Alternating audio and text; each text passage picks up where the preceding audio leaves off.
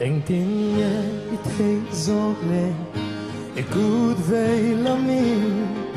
Thì mày ở cả thiên lung min rút xa hi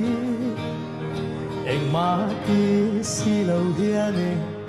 Anh tiếng nghe ini At su na gian cả thiên lung tim hoài tu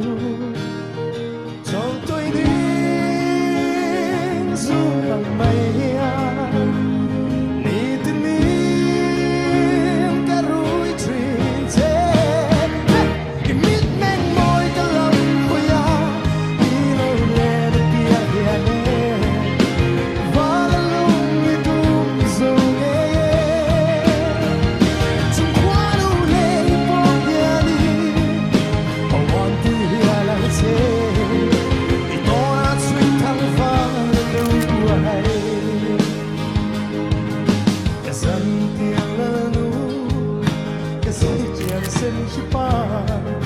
Cái siêu nắng sẽ môi bên miền thu pa rồi tôi đi xuống tận mây đi tìm cả núi truyền đi lâu lên biển hiền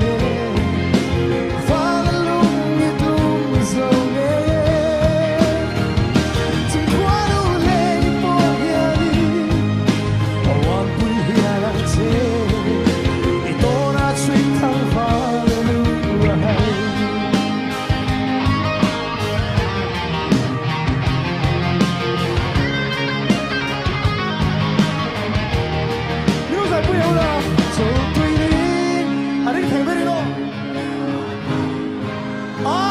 tôi ai đi